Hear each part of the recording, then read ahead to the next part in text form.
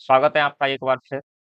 आज हम संविधान की इस सीरीज को एक कदम और आगे बढ़ाएंगे और आज हम बात करने वाले हैं आर्टिकल 15 की। अनुच्छेद 15 क्या कुछ भारतीय संविधान में इसके बारे में लिखा है, क्या कुछ मूल संविधान में था और क्या कुछ परिवर्तन संविधान संशोधन द्वारा इसमें किए गए, इन सभी मुद्दों पर आज हम चर्चा करेंगे और देखेंगे कि आर्टिकल 15 किस प्रकार से धर्म, मूल वंश, जाति, लिंग, जन्म स्थान के आधार पर विभेद का निषेध करता है। तो अभी तक आपने इस चैनल को सब्सक्राइब नहीं किया है तो सब्सक्राइब कर लें और बेल आइकन को प्रेस करें, जिससे आने वाले वीडियोस का नोटिफिकेशन आपको समय पर मिल सके। तो चलिए बिना किसी देरी के हम शुरू करते हैं आर्टिकल 15। देखिए, आर्टिकल 15 हमारे फंडामेंटल राइट्स में एक बहुत ही इम्पोर्टेंट आर्टिकल है और इस आर्टिकल की जो इम्पोर्टेंस है वह इस बात से पता चल जाती है कि इसने किसी भी वर्ग को अछूता नहीं छोड़ा है। यहाँ पर धर्म की बात होगी, मूल वंश, जाति, लिंग, जन्म स्थान, तो सभी एक तरह से पर्सपेक्टिव में जिस पर्सपेक्टिव में एक भेदभावपूर्ण व्यवहार किसी भी नागरिक के साथ किया जा सकता है, उस सभी दायरे को इसमें समेट लिया गया। बात करें आर्टिकल 15 जो हमारा संविधान में शब्द से क्या लिखा हुआ है, तो धर्म, मूल वंश, जाति, लिंग या जन्म स्थान के आधार पर यह विभेद को पूरी तरह से निषेध करता है। यहाँ पर राज्य के लिए कहा गया है कि राज्य किसी भी नागरिक के विरुद्ध केवल, इस शब्द को हमें थोड़ा सा ध्यान रखना है, केवल, तो इस केवल शब्द को हम कर लेते हैं अंडरलाइन। इस पे हम चर्चा करेंगे कि ये केवल क्यों दिया गया है। इसके अलावा इन शब्दों को हमें अच्छे से ध्यान रखना है, धर्म, मूल वंश, जाति, लिंग और जन्म स्थान। धर्म, मूल वंश, जाति, लिंग और जन्म स्थान। तो आप धर्म के नाम पर, मूल वंश के नाम पर, जाति के नाम पर, लिंग के नाम पर और जन्म स्थान के नाम पर राज्य किसी भी नागरिक के साथ विभेद नहीं कर सकता, भेदभाव नहीं कर सकता। अब केवल शब्द पर आते हैं। देखिए, केवल जो यहाँ लिखा हुआ है वहां पर लिमिटेशंस तय कर दी गई हैं। लिमिटेशंस मतलब केवल धर्म, मूल वंश, जाति, लिंग और जन्म स्थान के आधार पर नहीं किया जा सकता। लेकिन मान लीजिए किसी भी जॉब के लिए, किसी जॉब के लिए आपको एक स्पेशल एबिलिटी चाहिए और उस जॉब को दूसरा जो कोई व्यक्ति है जिसमें वो एबिलिटी नहीं है वो नहीं कर सकता, तो वहां पर विभेद किया जा सकता है।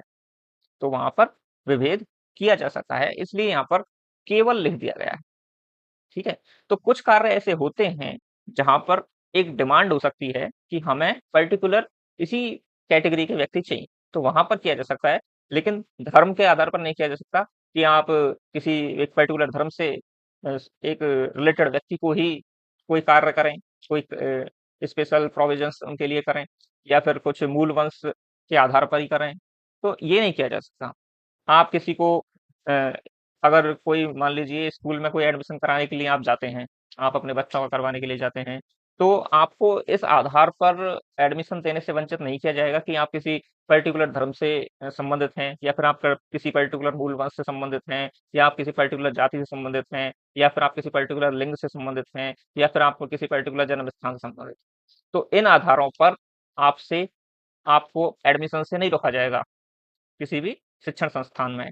तो यह एक हिदायत दी गई है राज्य को कि राज्य धर्म, मूल वंश, जाति, लिंग, जन्म स्थान के आधार पर किसी भी नागरिक से कोई भी भेदभावपूर्ण व्यवहार नहीं करेगा। अब आपको यहाँ पर ये शब्द याद रखने हैं, धर्म याद रखना है, मूल वंश याद रखना है, जाति रखना है, लिंग रखना है, जन्म स्थान रखना है। तो शिक्षा के आधार पर किया जा सकता है। हाँ, शिक्षा के आधार पर किया जा सकता है क्योंकि शिक्षा यहाँ पर लिखा नहीं हुआ।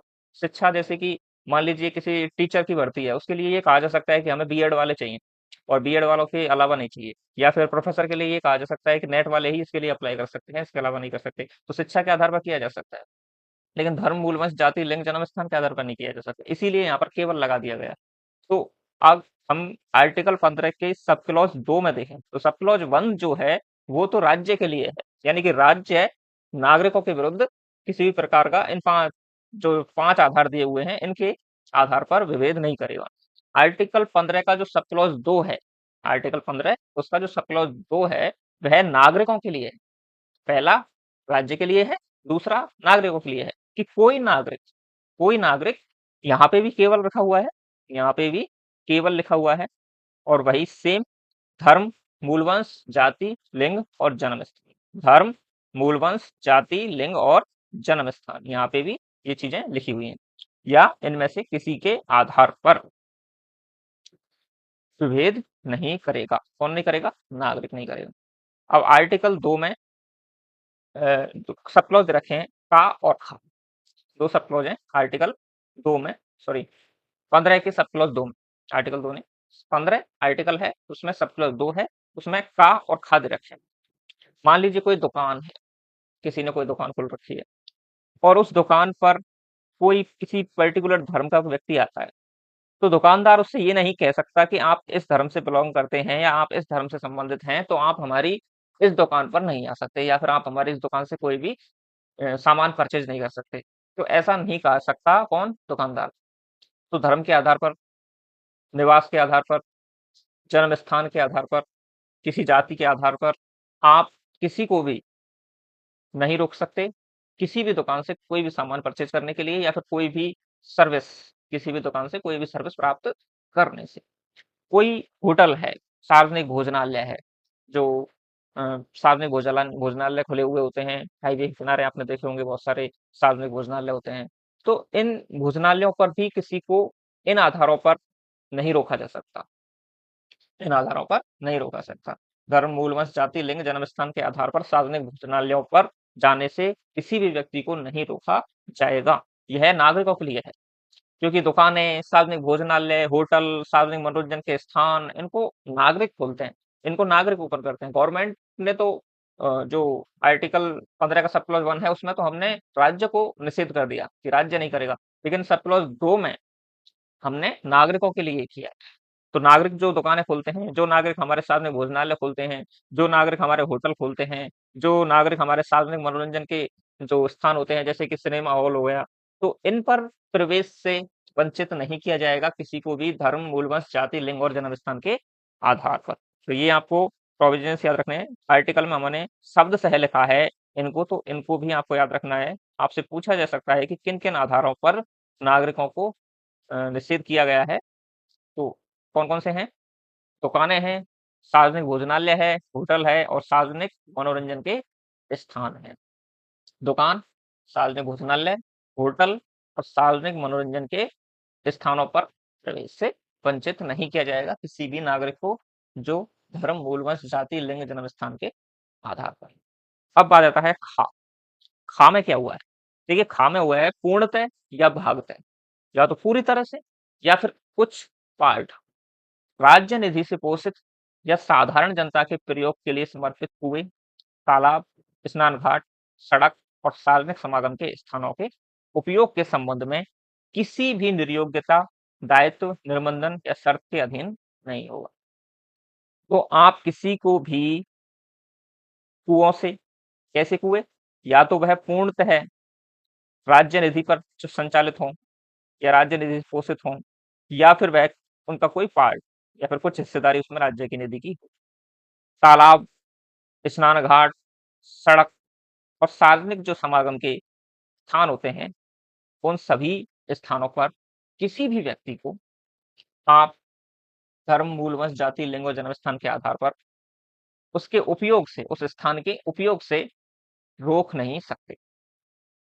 यह कौन सा आर्टिकल कहता है? 15 सब क्लॉज 2 का हा।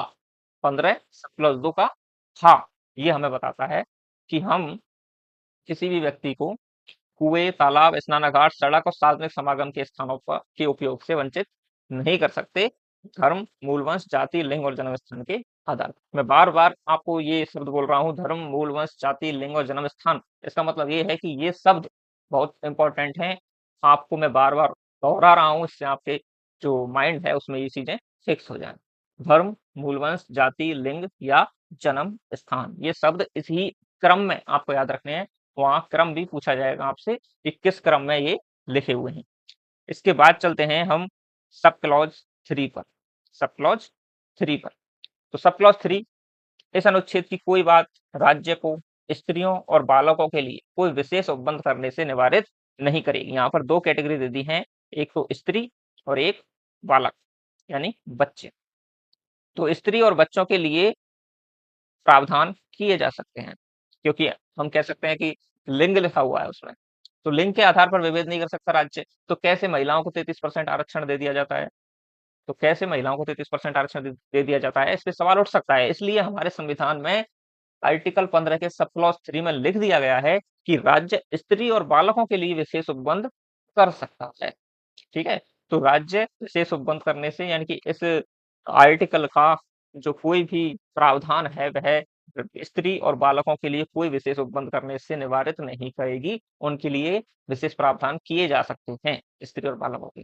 तो लिंग इसमें जो लिखा हुआ है इसका मतलब ये नहीं है कि महिलाओं को आरक्षण नहीं दिया जा सकता या महिलाओं के साथ कोई विभेद नहीं किया जा सकता। नेगेटिव विभेद नहीं कर सकते आप, नकारात्मक विभेद नहीं कर सकते, आप उन्हें किसी चीज से वंचित नहीं कर सकते। लेकिन यहाँ पे पॉजिटिव किया जा रहा है, राज्य उनके लिए कुछ कर रहा है, उनको आगे बढ़ाने के लिए कर रहा है, क्योंकि वह हमारा जो समाज है उसने जो स्त्रियों को कहीं ना कहीं दोयम दर्जे का माना है, उससे उन्हें बाहर निकालने के लिए उनके लिए कुछ पॉजिटिव किया जा रहा है। तो यहाँ पर राज्य उनके लिए पॉजिटिव करने से नहीं रोक सकता, राज्य को नहीं रोका जा सकता। तो यह है हमारे आर्टिकल 15 के सब क्लॉज 3 में लिख दिया गया है। चूंकि लिख दिया गया है तो अब इस पे ये सवाल नहीं उठाया जाएगा। अब आर्टिकल 15 की जो सब क्लॉज 4 हैं, 5 हैं और 6 हैं, ये संविधान संशोधन द्वारा जोड़े गए हैं। मैं आपको बता देता हूं कि किस किस संविधान संशोधन द्वारा जोड़े गए हैं। 1951, 1951 की जो धारा है 2, पहला संविधान संशोधन हुआ था 1951 में, उसकी धारा 2 के द्वारा जोड़ा गया था ये पहला जो क्लॉज है। देखिए ये फर्स्ट, और इस तरह से ये फर्स्ट लिखा हुआ है। ये वेयर एक्ट को पढ़ने का तरीका है, यहाँ पे लिखा होता है इसके ऊपर। जैसे आर्टिकल 15 का 4 सब क्लॉज शुरू हुआ तो ऊपर लिख दिया इसने 1। इस 1 का मतलब क्या है? ये है इस 1 का मतलब कि संविधान का पहला संविधान संशोधन अधिनियम 1951 की धारा 2 के द्वारा इसे कब जोड़ा गया? 18/6/1951 से जोड़ा गया है। आर्टिकल 15 का सब क्लॉज 4 क्या कहता है? आर्टिकल 15 का सब क्लॉज 4 कहता है कि इस अनुच्छेद की या अनुच्छेद 29 के खंड 2 की कोई बात राज्य को सामाजिक और शैक्षिक दृष्टि से पिछड़े हुए नागरिकों के किन्हीं वर्गों की उन्नति के लिए या अनुसूचित जाति या अनुसूचित जनजाति के लिए कोई विशेष उपबंध करने से निवारित नहीं करेगी। कुल मिला के इसमें ये कहा गया है, जो हमारे एससी और एसटी यानी कि शेड्यूल कास्ट और शेड्यूल ट्रिब्यूट से वर्ग से संबंधित जो भी नागरिक हैं, जो भी नागरिक हैं, उनके लिए विशेष उपबंध किए जा सकते हैं। उन्हें रोका नहीं जाएगा अनुच्छेद 29 के खंड 2 या फिर इस अनुच्छेद के कोई भी प्रावधान द्वारा। दो अनुच्छेदों की बात हो रही है यहाँ पर, इस अनुच्छेद के यानी कि आर्टिकल 15 के किसी बात से, क्योंकि उसमें जाति शब्द भी आ रहा है। तो जाति शब्द आ रहा है तो कल को अगर ये कह दिया जाए कि आप एससी एसटी के लिए विशेष प्रावधान कैसे कर सकते हैं, उन्हें उनके साथ इस तरह से एक अलग तरह का व्यवहार कैसे किया जा सकता है, उन्हें भी और जातियों के समान क्यों नहीं रखा गया? तो वही कहानी यहाँ पे भी है जो स्त्री और बालकों के साथ है, उन्हें भी क्यों ना कभी दोयम दर्जे का माना गया है, तो उन्हें भी मुख्य धारा में लाने के लिए उन्हें भी विशेष प्रावधान किए जा सकते हैं। ये दिया गया है 4 में, 15/4 में। कब जोड़ा गया पहला संविधान संशोधन? कब हुआ? 1951, उसकी धारा 2 के द्वारा। तो ये आपको याद रखना। अब बात कर लेते हैं 5 की। तो सब क्लॉज 5 है, वो सब क्लॉज 5 क्या कहते हैं? इस अनुच्छेद का, चूंकि सब क्लॉज 5 के ऊपर भी ये 2 लिखा हुआ है, इसका मतलब ये है कि इसको भी बाद में जोड़ा गया। कब जोड़ा गया है? ये जोड़ा गया है 93 संविधान संशोधन 93, 93वां संविधान संशोधन अधिनियम 2005 की धारा 2 के द्वारा इसको जोड़ा गया। तो ये आपको याद रखना है, 93 कॉन्स्टिट्यूशन अमेंडमेंट 2005 में हुआ, उसकी धारा 2 के द्वारा इसको 2006 में अंतः स्थापित किया है। अधिनियम 2005 में आया था, लेकिन उसे 2006 में अंतः स्थापित किया गया है। क्या बात इसमें कही गई है?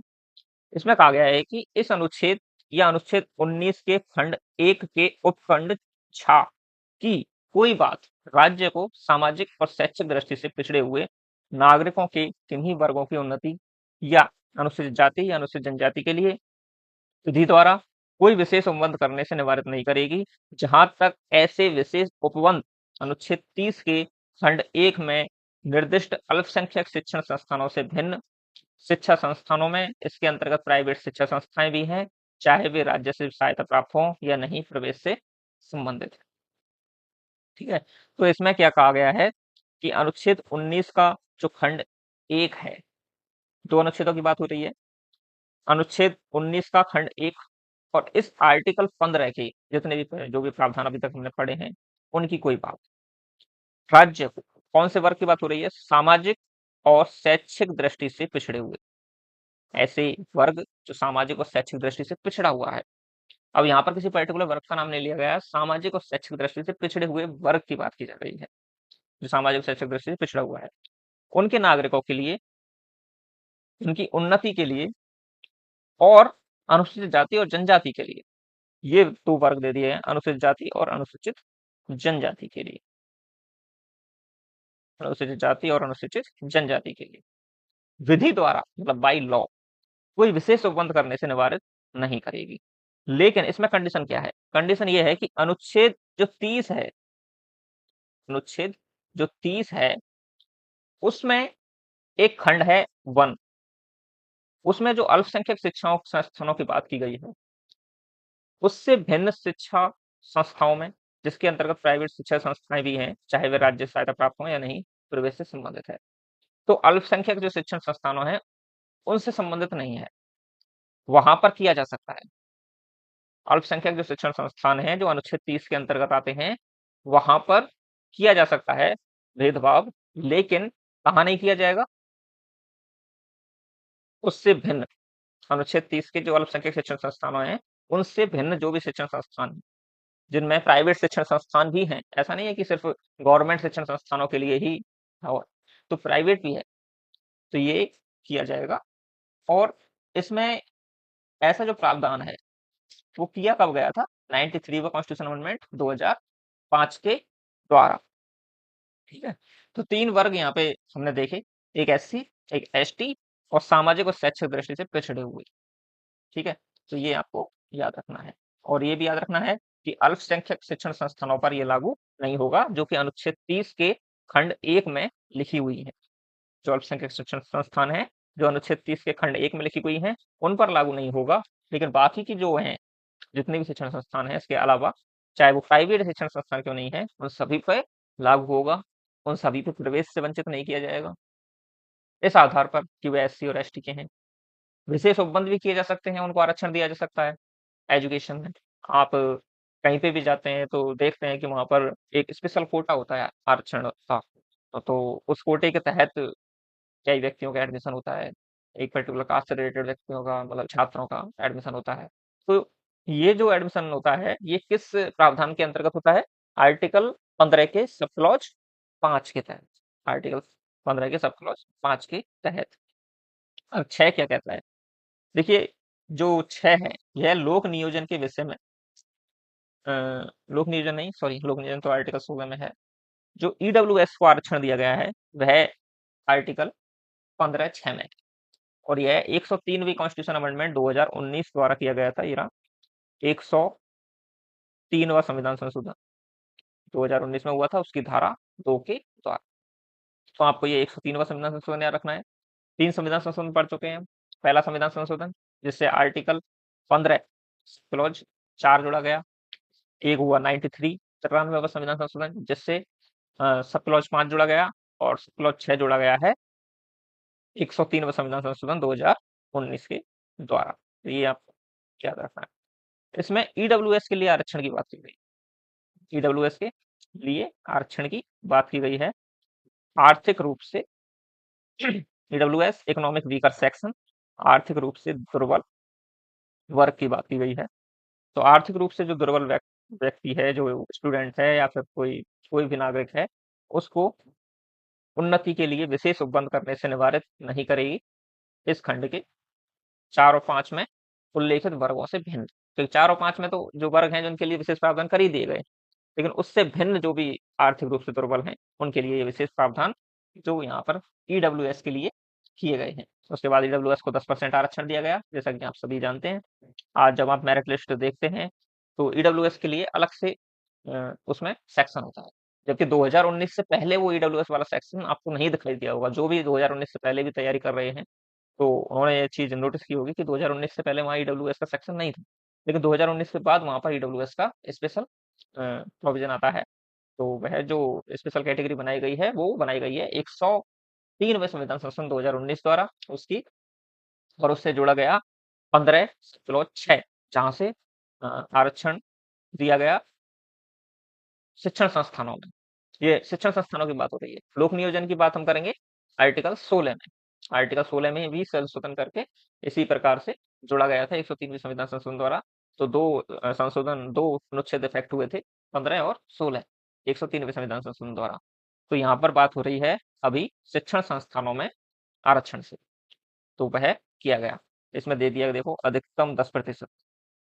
संविधान में लिख ही दिया गया है ये अधिकतम 10%, जबकि एससी और एसटी और उसके लिए नहीं लिखा गया है कि कितना परसेंट दिया गया है, लेकिन यहाँ पर ईडब्ल्यूएस के लिए लिख दिया गया है। ठीक है, तो यह है आपने देखा पूरा आर्टिकल 15। तो आर्टिकल 15 के सभी प्रावधान आपने देख लिए, आई होप आपको समझ में आ गया होगा। आर्टिकल 15 सब क्लॉज 1, जो राज्य को धर्म, मूल वंश, जाति, लिंग और जन्म स्थान के आधार पर प्रवेश से वंचित करता है।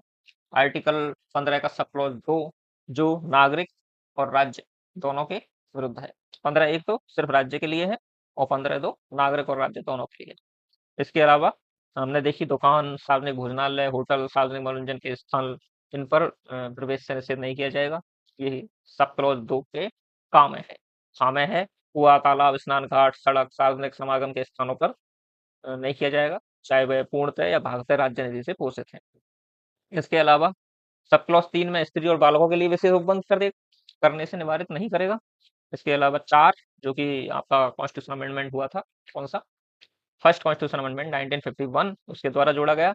और इसमें किन्हीं जो वर्ग हैं उनके लिए विशेष उपबंध करने से निवारित नहीं करेगा राज्य। कौन कौन से? अनुसूचित जाति, अनुसूचित जनजाति और सामाजिक और शैक्षिक दृष्टि से पिछड़े हुए जो नागरिक हैं उनके लिए कोई विशेष उपबंध करने से निवारित नहीं करेगा। तो 3 में, क्लॉज 3 में महिला और बच्चे, सब क्लॉज 4 में अनुसूचित जाति, अनुसूचित जनजाति और सामाजिक और शैक्षिक दृष्टि से पिछड़े हुए नागरिक। इसके अलावा आ जाता है क्लॉज 5, जो कि जोड़ा गया आपका कॉन्स्टिट्यूशन अमेंडमेंट के द्वारा। और इसमें कहा गया कि सामाजिक और शैक्षिक दृष्टि से पिछड़े हुए जो नागरिक हैं और अनुसूचित जाति और जनजाति, उनके लिए किसी भी शिक्षण संस्थान में आरक्षण से, तो मतलब उन्हें कोई विशेष प्रावधान करने से निवारित नहीं करेगा प्रवेश के लिए। यानी कि एक तरह से शिक्षण संस्थानों में प्रवेश के लिए आरक्षण की बात यहाँ पर की जा रही है। लेकिन इसमें एक जो प्रतिबंधक लगा दिया गया है, या फिर जो एक प्रतिबंध लगाया गया है, वो लगाया गया है कि अनुच्छेद 30 में जो अल्पसंख्यक शिक्षण संस्थानों हैं वो इसके दायरे में नहीं आएंगे। ठीक है, फिर सब क्लॉज 6 है। सब क्लॉज 6 में ईडब्ल्यूएस के आरक्षण की बात की गई है, जो कि 10% है, और यह भी संस्थाओं में प्रवेश से संबंधित है, लोक नियोजन से संबंधित नहीं है। इसको आप जरूर याद रख लेना कि लोक नियोजन हमारा आर्टिकल 16 में है, आर्टिकल 15 में नहीं। तो आई होप आपको ये समझ में आया होगा। और भारतीय संविधान की सीरीज चल रही है, इसको आप जरूर आगे बढ़ाएं और अपने मित्रों के साथ भी शेयर करें। तो सब्सक्राइब करें, शेयर करें और अपने दोस्तों के साथ इसे जरूर साझा करें। तो चलिए, आज के लिए इतना ही। नमस्कार।